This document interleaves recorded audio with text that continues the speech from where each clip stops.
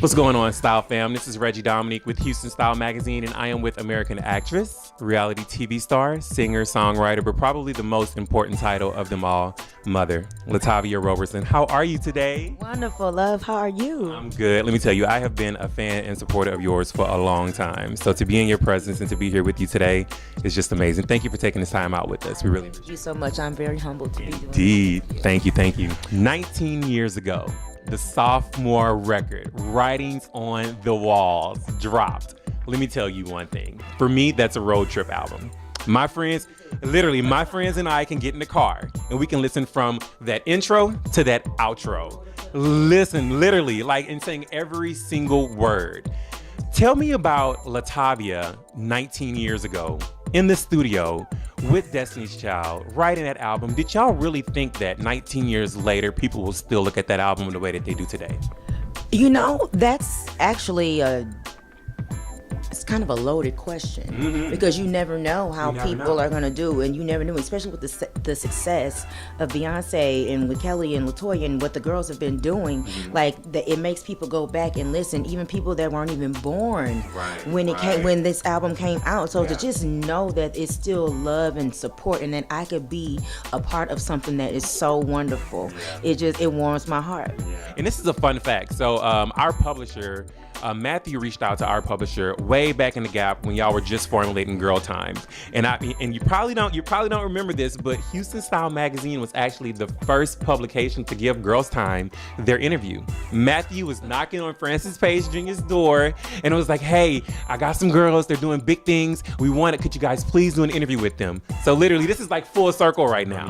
Let's switch gears a little bit and let's talk about this radio show, this Naked Truth. So listen, you're gonna be spilling all the tea and keeping it very real on the radio show, right? Okay, so tell me about this. I love to talk to people. I love to be a part. I like to talk about what's going on in society, and also to get people's opinions, because it's not about what's factually written all the time. It's about, I think people's opinions are very valid. So then I get to interact with my lovers. I don't want to call them fans. I call them my lovers because they've loved me through the downs, and we have through the ups, and all of that. And so I really, really, really appreciate that, guys. And so I just wanted to make them a part of this as well. And so I know you've done some charity work with Saving Our Daughters. Let me know how that kind of relates directly with you, and what really kind of got you on that path to do work with Saving Our Daughters. You know, there had been a time in my life when I was really, really, really down and out. Felt like I was at my rock bottom, at my lowest, and the only thing that I heard God say was to give back. So to be able to kind of let that guard down and to be 100 and to be real and let those girls know that, hey, I was once just like you. I think on behalf of Saving Our Daughters, that's amazing. That's a thank you. Love you guys. You've been doing a lot of work in the fashion scene lately. Tell us a little bit about that, who you joined forces with and what you're working on. Well, you know, I've wanted to do fashion for a long time. What it is that I've wanted to do, I've always wanted to do a lingerie and bedding line since I was 15. I'm a Scorpio. I've always loved lingerie in the bedroom, honey.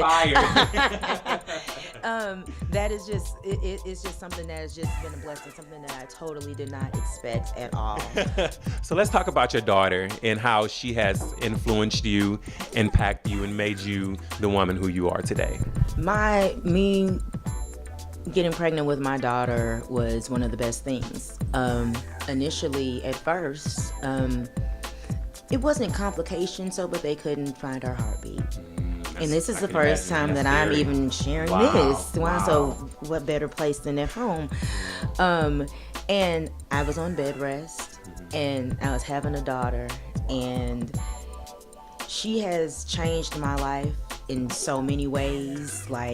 I never knew how to be so selfless, even when she gets on my nerves. I want to wring her neck and throw out the... So, yes! But she's such a wonderful kid. We all know that you faced a really tough challenge in August of 2016. And, just off the record, I was one of those who was sending out real prayers for you. Super worried, and just wondering, when is she going to post something to let us know that everything is okay? So if you're comfortable enough, let's talk about that. Absolutely. It's something that I never expected to happen. I was 6.5 months pregnant.